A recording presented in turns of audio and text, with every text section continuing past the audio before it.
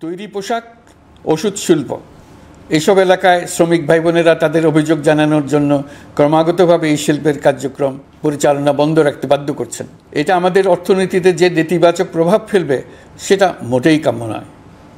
এমনিতেই ছাত্র শ্রমিক জনতার বিপ্লবের পর যে অর্থনীতি আমরা পেয়েছি সেটা নিয়ম নীতিবিহীন দ্রুত ক্ষীয়মান একটা অর্থনীতি। প্রাতিষ্ঠানিক কাঠামো প্রায় ধ্বংসপ্রাপ্ত।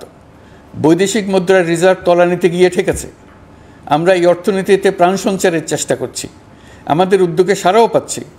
ঠিক এই সময়ে আমাদের শিল্প কারখানাগুলো বন্ধ হয়ে যাক, অকার্যকর হয়ে যাক, এটা আমাদের অর্থনীতিতে বিরাট আঘাত পড়বে। সেটা কিছুতেই আমাদের কাম্য হতে পারে না। শ্রমিক ভাই বোনদের অনেক দুঃখ আছে, কিন্তু সেই দুঃখ প্রকাশ করতে গিয়ে আপনাদের মূল জীবিকা বন্ধ হওয়ার উপক্রম হলে সেটা ঠিক হবে না।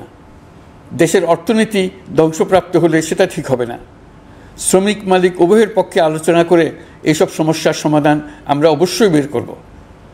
আপনারা কারখানা খোলা রাখুন, অর্থনীতির চাকা সচল রাখুন, দেশের অর্থনীতিকে সোজা হয়ে দাঁড়াতে দিন। আমরা আপনাদের সমস্যার স্থায়ী সমাধান বের করার জন্য সর্বশক্তি প্রয়োগ করব। মালিক পক্ষের কাছে আমাদের আবেদন, আপনারা শ্রমিকদের সঙ্গে বোঝাপড়া করুন, কারখানা সচল রাখুন, অর্থনীতির দুর্বল স্বাস্থ্যকে সবল করে তুলুন। ওষুধ শিল্প এবং তৈরি পোশাক শিল্প দেশের গৌরব। এর মাধ্যমে আমাদের শ্রমিক ভাই বোনেরা তাদের কর্মকুশলতা বিশ্বকে মুগ্ধ করেছে। এর সাফল্য এখন থমকে আছে। আমরা এই দুই শিল্পকে তাদের সম্ভাব্য শীর্ষে নিয়ে যেতে চাই। দুর্বল করার তো প্রশ্নই ওঠে না।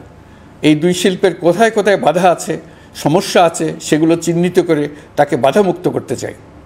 আমরা বিদেশি ক্রেতাদের একত্রিত করে তাদের সহযোগিতা চাইব, যেন বাংলাদেশের এই শিল্প দুটি বিশ্বের অন্যান্য দেশের চাইতে বেশি আস্থাযোগ্য হয়ে গড়ে উঠতে পারে। সব কিছুই সম্ভব যদি আমরা শ্রমিক মালিক সম্পর্কটা একটা নির্ভরযোগ্য, আনন্দদায়ক করে গড়ে তুলতে পারি। আমাদের সরকারের প্রথম মাস কাটল, দ্বিতীয় মাস থেকে আমরা নতুন বাংলাদেশ গড়ার ভিত্তি হিসেবে নতুন শ্রমিক মালিক সম্পর্কের সূচনা করতে চাই।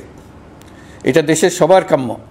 দেশের নতুন প্রজন্ম নির্ভয়ে যেন তাদের ভবিষ্যৎ নিয়ে এগিয়ে যেতে পারে, আমরা সেই লক্ষ্যে কাজ করছি। আমাদের দায়িত্ব অনেক।